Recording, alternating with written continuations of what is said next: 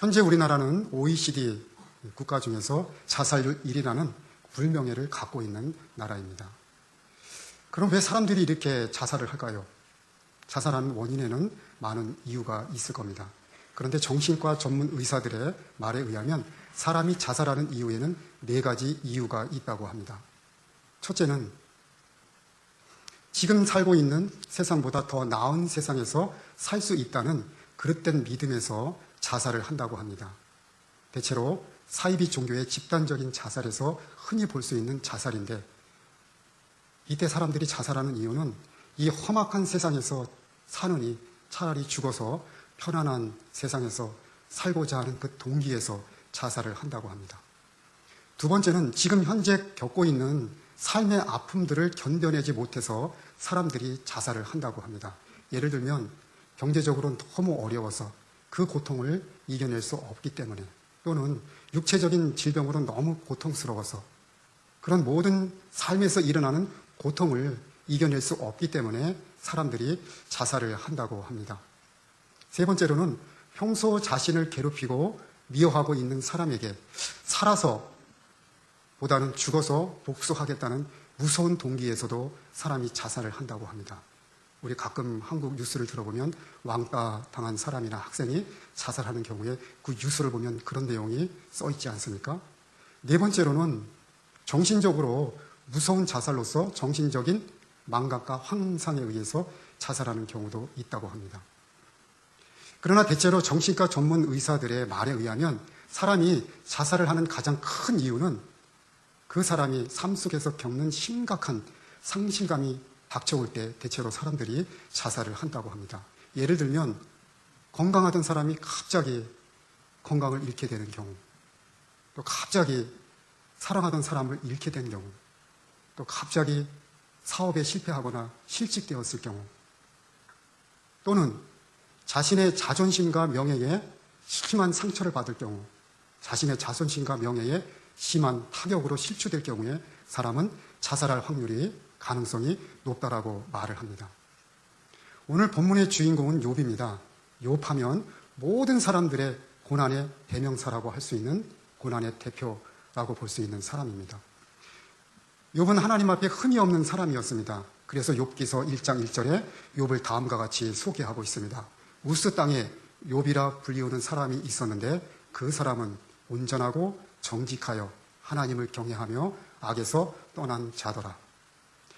욥은 동방의 의인이고 재물이 많은 부자였습니다. 욥은 또한 그의 인격과 신앙이 탁월했던 사람입니다. 그런데 어느 날 욥에 대해서 만족해하고 흡족해 하고 있던 하나님께 사탄이 찾아와 도전을 합니다.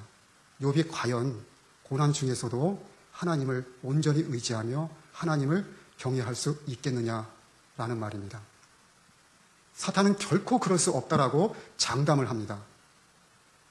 욥에 대해서 절대적인 신뢰를 가지고 있던 하나님께서 그럼 욥을 한번 시험해보라 라고 사탄에게 허락을 합니다.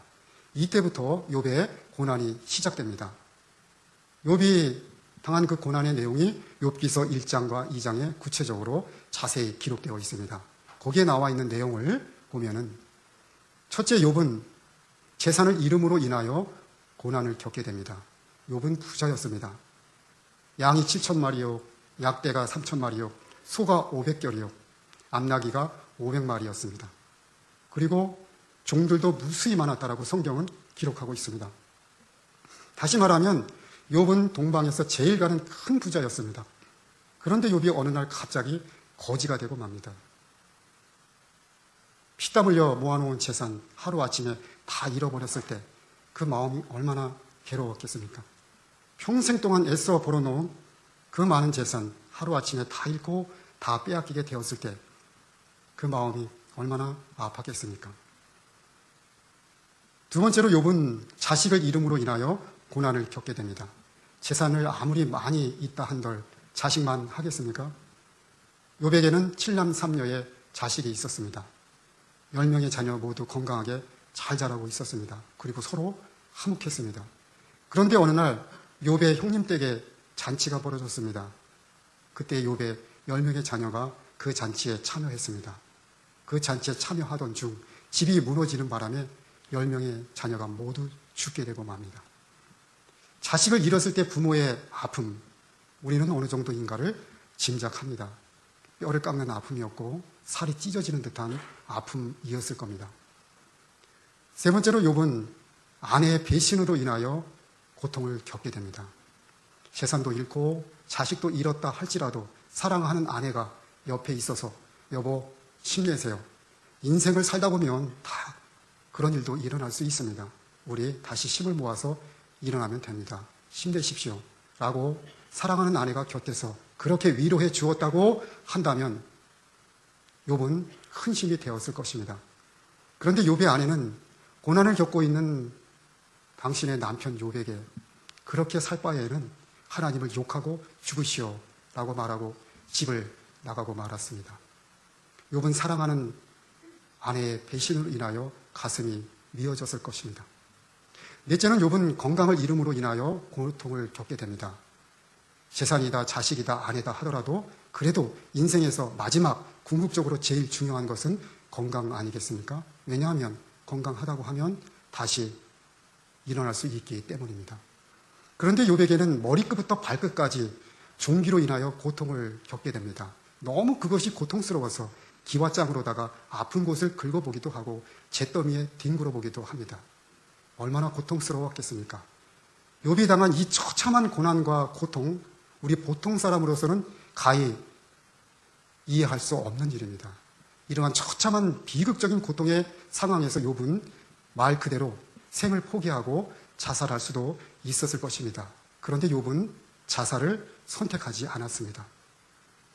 이런 상황을 염두에 두고 오늘 본문 말씀을 통해서 하나님께서 우리에게 주시고자 하는 메시지가 무엇인가 우리 같이 묵상해 보도록 해보겠습니다.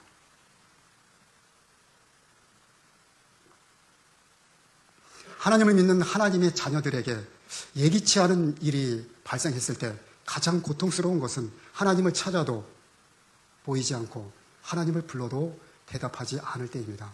고난 중에 가장 답답한 것은 하나님이 살아계시지 않은 것 같은 느낌이 들 때입니다.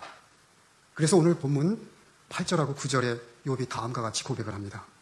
그런데 내가 앞으로 가도 그가 아니 계시고 뒤로 가도 보이지 아니하며 그가 왼편에서 일하시나 내가 만날 수 없고 그가 오른편으로 돌이키시나 배울 수 없구나.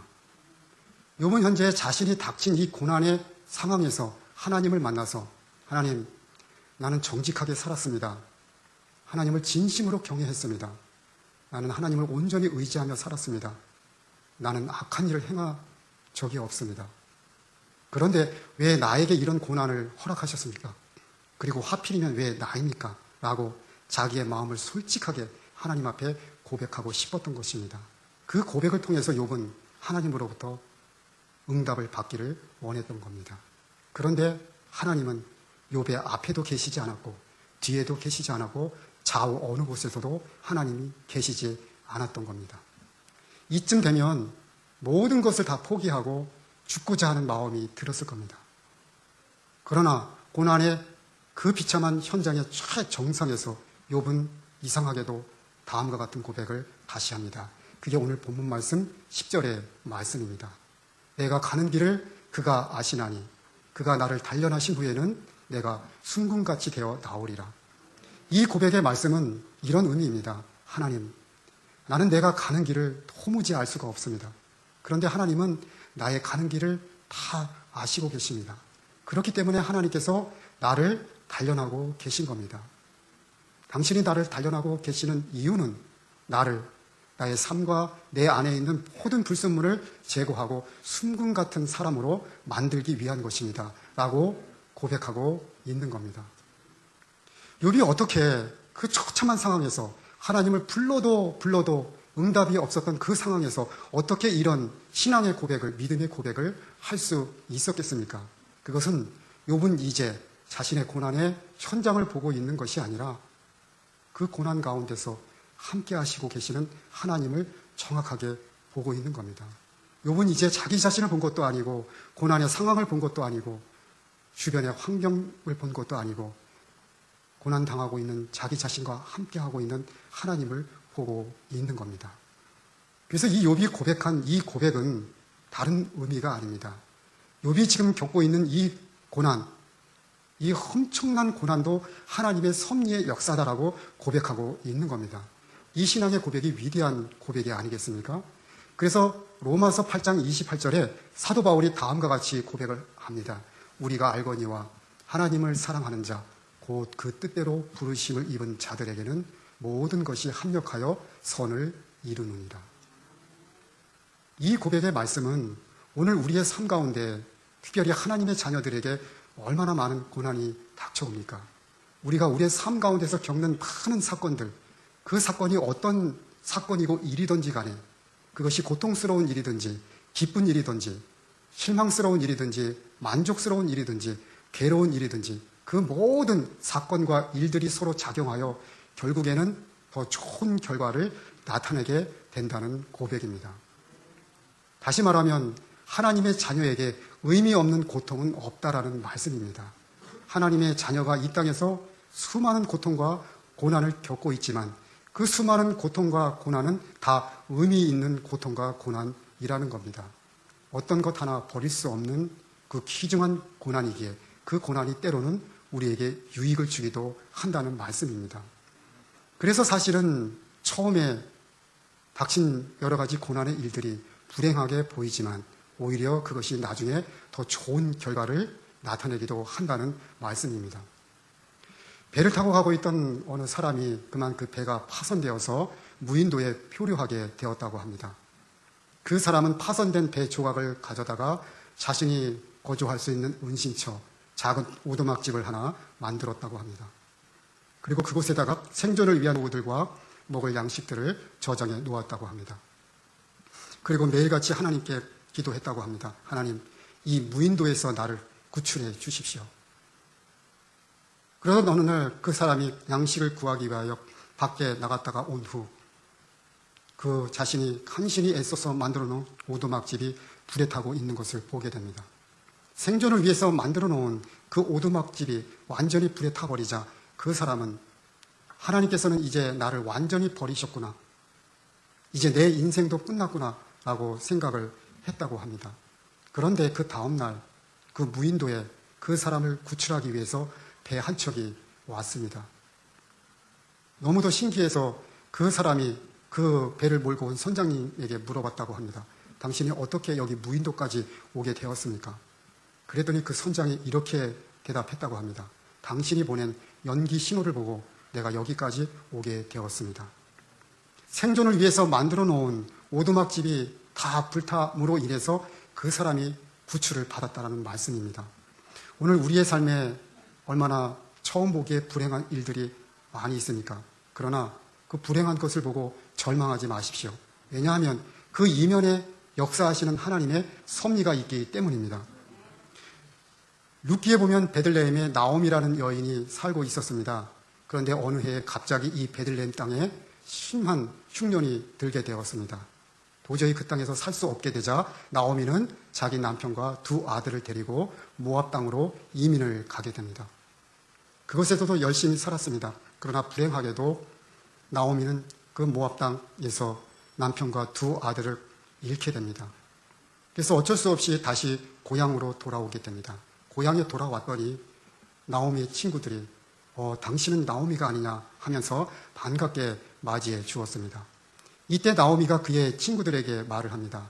나를 다시는 나오미, 기쁨이라고 부르지 말고 마라, 고통이라 불러라.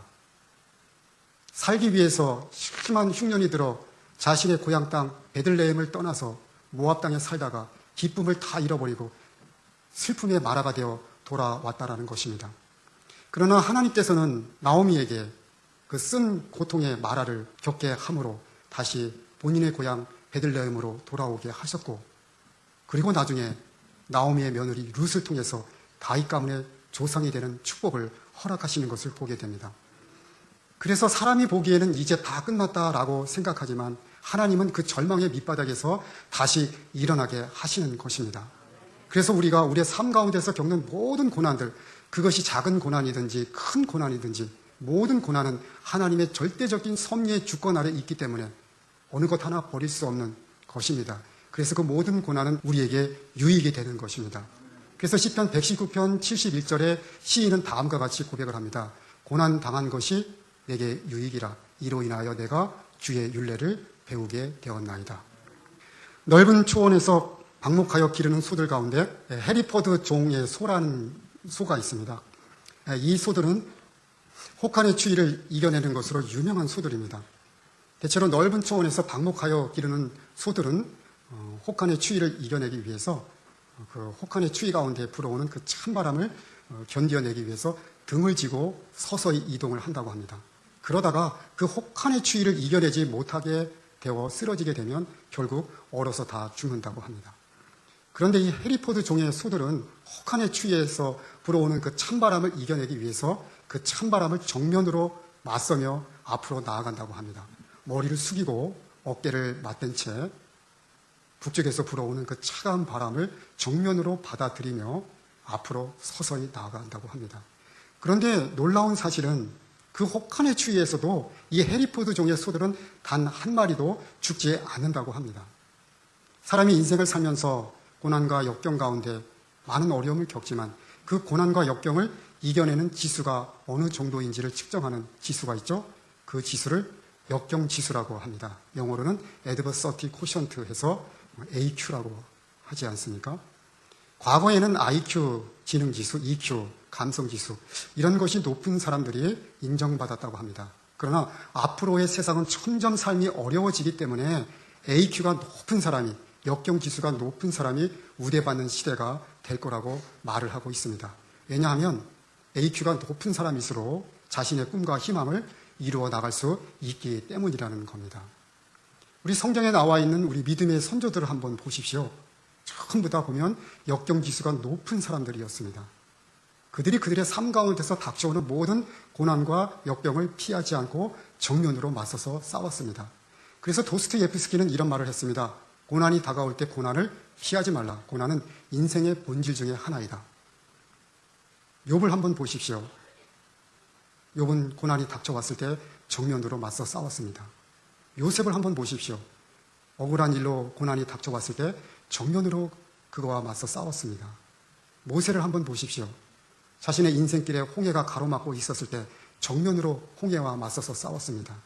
다니엘, 사자굴에 들어가서 죽음에 놓여 있는 그런 상황에서도 포기하지 않고 그 죽음의 상황에서 맞서서 싸웠지 않았습니까? 다윗도 한번 보십시오. 골리앗과 맞서서 정면으로 싸웠습니다. 우리 믿음의 선조들은 그들의 삶 속에서 일어나는 모든 고난과 역경 가운데 피하지 않고 그 고난과 역경을 정면으로 맞서서 싸웠을 뿐만 아니라 오직 하나님만 바라보며 나아갔기 때문에 승리할 수 있었던 겁니다. 오늘 우리의 삶에 고난과 역경이 많이 있습니까? 주님을 바라보십시오. 주님께서 우리에게 힘이 되시고 그 모든 고난을 이길 수 있도록 해 주십니다. 신앙의 성숙이라는 것은 안락한 소파나 포근한 침대에서 이루어지는 것이 아닙니다. 믿음의 성숙이라는 것은 거칠고 험한 광야에서 이루어지는 겁니다.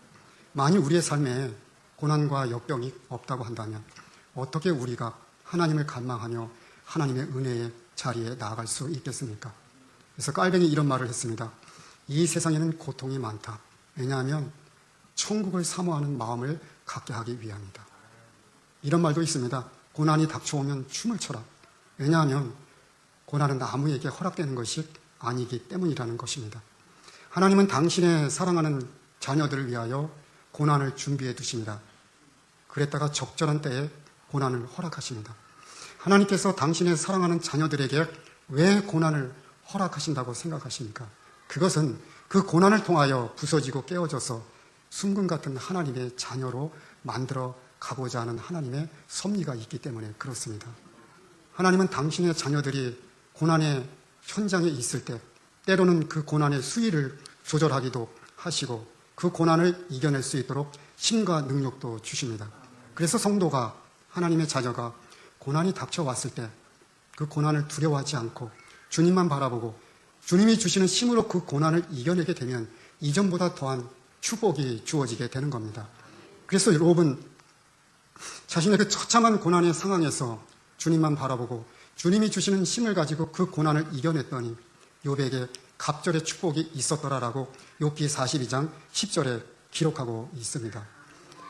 누구에게나 고난은 있습니다. 만일 고난이 없다고 한다면 그 삶은 생명 있는 삶이 아닙니다. 하나님께서 욥에게 왜 그 끔찍하고 처참한 고난을 허락했겠습니까? 그것은 욥에게 고난의 이유와 까닭이 이런 것이다 라는 것을 알려주기 위한 것이 아닙니다.